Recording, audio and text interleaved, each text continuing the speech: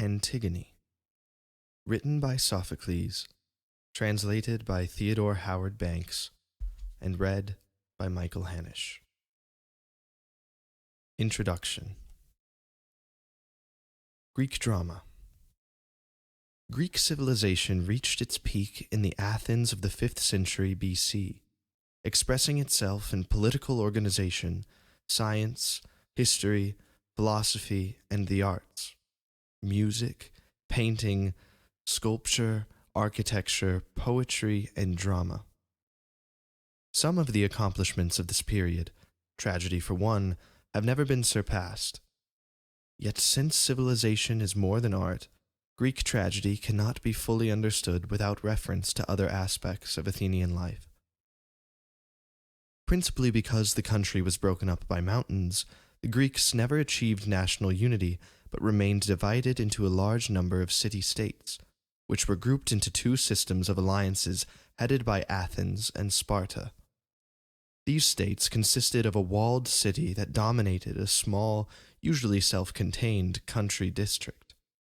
Attica, the district controlled by Athens, was exceptionally big, yet it was smaller than Rhode Island. The political situation was never stable, since there were constant minor hostilities and shifts of allegiance. Finally, the two major leagues clashed in the Peloponnesian War, which continued at intervals from 460 BC to 404 BC and ended in the destruction of Athens by Sparta. Although resting on a basis of slavery, these city-states, particularly Athens, attained a considerable degree of democracy. Many questions were decided directly by the vote of the whole body of the citizens. Important political and religious offices were held in rotation, and a sense of belonging to a community was highly developed. Many things that we now think of as personal were then communal, and one of the most important of these was drama. Plays were performed on two annual occasions, both religious, the more important of which was the spring festival lasting 6 days in honor of Dionysus, the god of wine and of the general fertility of nature. A large part of this festival was devoted to 3 poetical contests presented in the theater of Dionysus. Seating 17,000 people, this was situated in a locality sacred to the god. An altar stood in the center of the orchestra, and the priest of Dionysus witnessed the performances from a seat in the front row. The 3 contests were in the dithyramb, an ode in honor of Dionysus, sung and danced by a chorus of 50, in comedy and in tragedy. On the last 3 days of the festival, 3 poets submitted 4 plays, 3 tragedies, either a trilogy or on independent themes, and a semi-comic piece called a satyr play. These plays were carefully rehearsed and elaborately produced, and were judged by a selected panel of citizens. To be chosen as one of the competing poets was in itself an honor, and to win first prize was a very high honor. The plays dealt with serious moral issues, illustrated by episodes in the lives of mythical heroes like Prometheus, or semi-historical members of ancient royal houses such as those of Athens, Thebes, or Mycenae. The main outlines of the stories were traditional and therefore familiar to the audience, but the poets were at liberty to modify or invent details. Given the circumstances of performance, the mood of the spectators must in general have been serious, although there were occasions on which they shouted down a play which did not come up to their expectations. Greek tragedy, then, was essentially civic and religious. It was, however, far more than a succession of moral lessons. It was a highly developed art. Though its form was severely limited and its conventions rigid, it was acted, as we have seen, in the open air, in a huge amphitheater. Necessarily, the actors would appear tiny, their expressions could not be seen, and their voices could hardly carry. Therefore, they wore shoes a foot high and masks in which were inserted small speaking trumpets. Presumably the acting was highly stylized, since the characters were almost symbolic, a quality emphasized by the masks. These characters were limited to 8 or 10, exclusive of the chorus, and up to the time of Sophocles, no more than 2 could appear or at any rate speak in any one scene. Indeed, the introduction of the third actor was one of Sophocles' chief contributions, since by this means he greatly increased the range of possible dramatic effects. The difference may be made clear by comparing his early Antigone, whose scenes are almost all dialogues, with the scenes in his late Oedipus at Colonus, between Oedipus, Theseus, and Antigone, or between Oedipus, Polynices, and Antigone. Yet the number of relationships that can be established between even 3 actors is still extremely limited. The plots were concerned with a single main episode in the life of the hero. For example, Oedipus's discovery of his identity, and the action usually, but not necessarily, took place in one day and in one place. Even with these conventions, Greek drama is similar in its essentials to modern drama. It is the chorus that marks off Greek drama as a distinct form of art. Just as modern drama originated in the singing in the medieval church services, so Greek drama originated in the singing of the dithyramb, which, as we have seen, was a religious ode.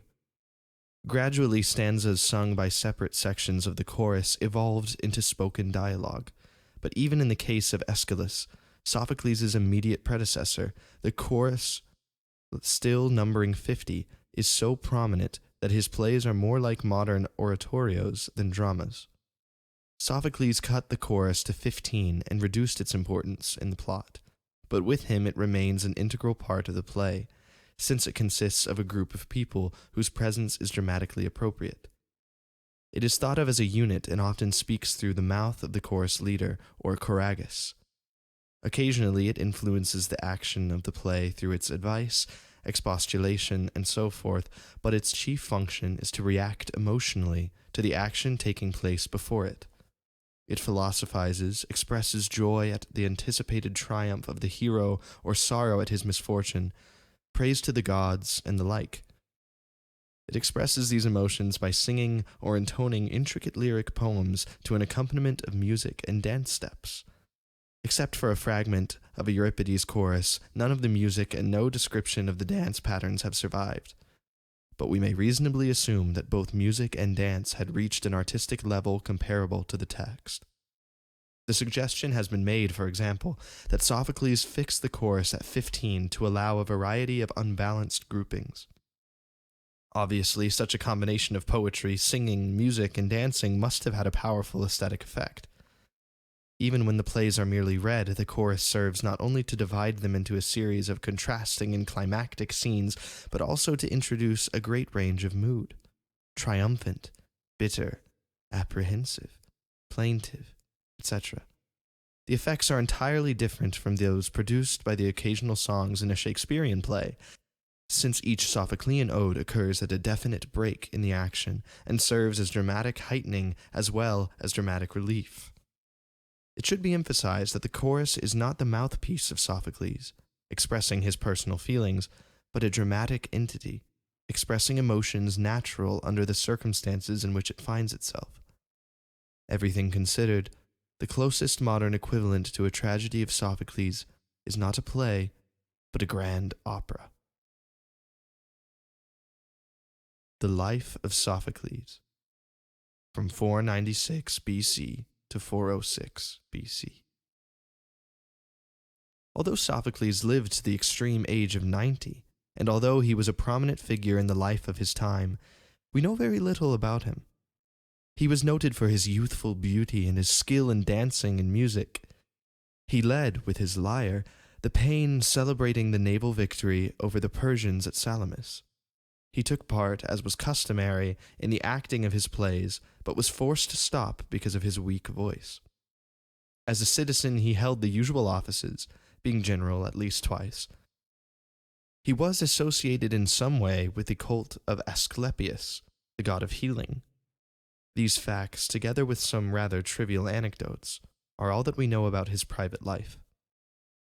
His artistic career was extraordinarily prolific and successful, although only 7 of 120-odd plays have survived.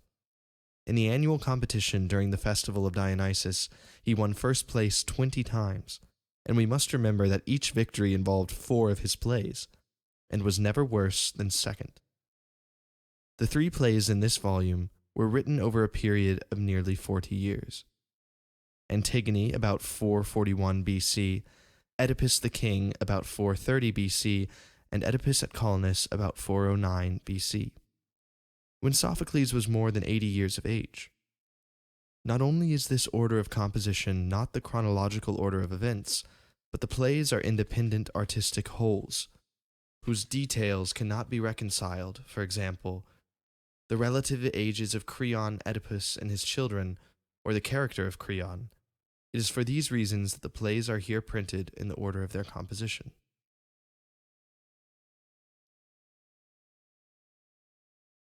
The Royal Family of Thebes. About the house of Thebes, an extensive cycle of legends developed. The first king was the mythical hero Cadmus. In searching for his sister Europa, whom Zeus had abducted, he came to the site of Thebes, where an oracle of Delphi instructed him to establish a city. While performing the sacrificial ceremonies, he killed a serpent sacred to Ares and, directed by Athena, sowed its teeth. Immediately a crowd of armed men sprang up, who fought among themselves until only 5 remained alive. These survivors, together with Cadmus, became the ancestors of the Thebans. To atone for killing the serpent, Cadmus had to serve Ares for 8 years, at the end of which time he married Harmonia, daughter of Ares and Aphrodite. Further myths, some of which involved sin and punishment by the gods, told of the latter life of Cadmus and Harmonia and of their numerous children. Oedipus. One grandson of Cadmus was Labdacus, whose son was Laius, the father of Oedipus. Oedipus was perhaps the most famous of all the figures of Greek legend. The earliest reference to an integral story about him is found in the Odyssey. This story was fully developed in a series of later epics, which have not survived, and in dramas. Aeschylus wrote a trilogy consisting of the Laius, the Oedipus, both lost, and the extant 7 against Thebes. The plays of Euripides on the subject are also lost, as are at least 8 or 9 tragedies entitled Oedipus by other poets. Laius, while visiting Pelops, a grandson of Zeus, abducted Chrysippus, the son of Pelops. Because of this crime, Laius was informed by the oracle of Delphi that he would be killed by his own son. To avoid this fate, he had Oedipus, as soon as he was born, maimed by pinning his feet together with a peg. Oedipus means swollen foot, and left to die in the wilds of Mount Cytherion. Oedipus, however, was rescued and brought up in Corinth, believing himself to be the son of King Polybus. When he heard from the oracle that he was to kill his father and marry his mother, he fled from Corinth. On his way to Thebes, he met King Laius and killed him in a roadside quarrel. He next encountered the Sphinx, a monster half woman, half lion, who killed every passerby unable to answer her riddle. By giving the correct answer, Oedipus caused the Sphinx to commit suicide, and thus freed Thebes from her scourge. For this service he was made king of Thebes and was married to Jocasta, the widow of King Laius, his mother. They had 2 sons, Polynices and Eteocles, and 2 daughters, Antigone and Ismene. When their incestuous relationship was discovered, Jocasta hanged herself, and Oedipus stabbed out his eyes. The second of the plays in this volume, Oedipus the King, is concerned with this discovery. In the next generation, the curse continued to operate. After the death or banishment of Oedipus, the versions differ, Creon, the brother of Jocasta, became regent during the minorities of Polynices and Eteocles. Creon was himself of the royal family, since he and Jocasta were cousins of Laius. When the boys came of age, they fought for their father's kingship.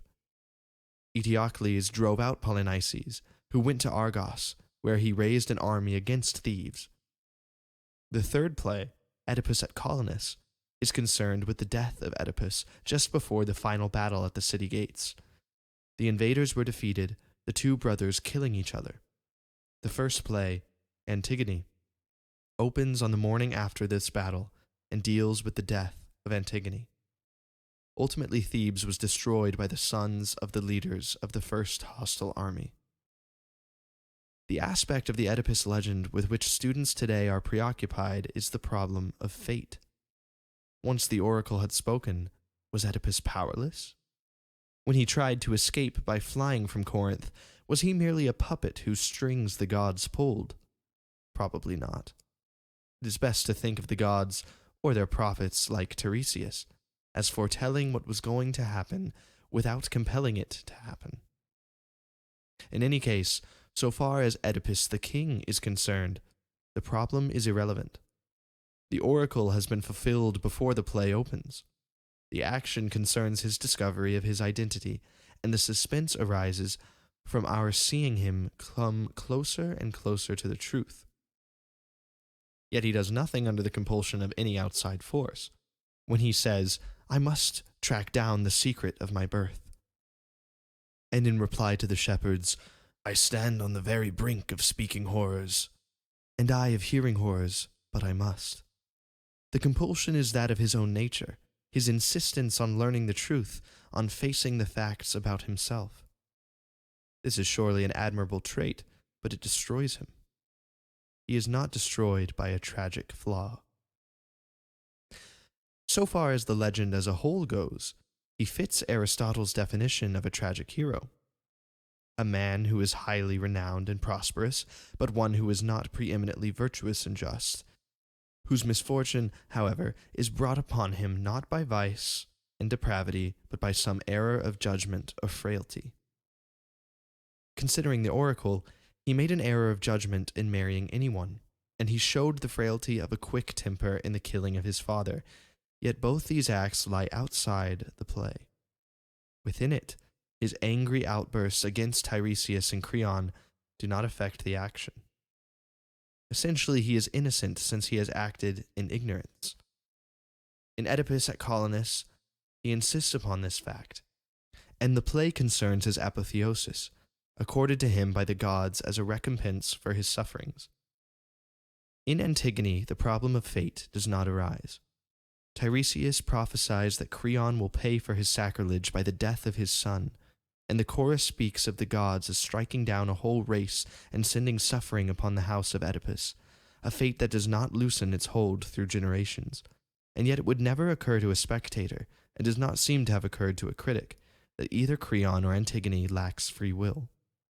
The reasonable conclusion, therefore, seems to be that Sophocles, like almost all of us, believed that a human being was a responsible moral agent, neither insignificant nor helpless, but on the contrary, dignified and even noble. The translation. Since translation is an art, the translator must write primarily to satisfy himself, and the particular form he chooses cannot be logically defended. It can only be described. The form of these translations is as follows. Most of the dialogue is in blank verse, and special care was taken to catch the idioms and cadences of spoken rather than written language. Some dialogue, in the passages where there is a change of meter in the original, is in heroic couplet, heroic quatrains, or irregular rhymed stanzas. The choruses and number of lyric passages in the dialogue are in rhymed stanzas. These stanzas are in pairs and thus preserve a distinctive feature of the Greek. The first stanza, the strophe, sets the rhythmic pattern, and the second stanza, the antistrophe, repeats it exactly. The pattern of stanzas 3 and 4 is likewise identical, but differs from the first pattern. Occasionally, a chorus has an odd stanza, an epode, with an individual pattern. There is, then, repetition within each chorus, but the rhyme scheme and rhythms of one chorus are never repeated in any other. Each chorus is a lyric poem which differs in mood, and therefore in form, from all the rest. The choruses are distinguished from the dialogue in two other ways. Because they are lyric poems in which people are not so much speaking as singing, their vocabulary is somewhat fuller and more elaborate. Also, in them, the translation is of necessity less close, since the thought must be paraphrased or expanded to provide rhymes. Rhymed stanzas contrast sharply with the dialogue, however, and this contrast provides an aesthetic effect comparable to that of the Greek. Furthermore, experience with this text has shown that when the plays are produced, the choruses lend themselves readily to group speaking, to musical accompaniment, and to dance interpretation. The resulting aesthetic effect is markedly unlike that produced by a modern play. To sum up, therefore, it may be well to repeat what was said earlier. Even with all the suspense, the clash of personalities, and the climactic emotion of Greek drama, the contemporary art form that most closely resembles it is grand opera.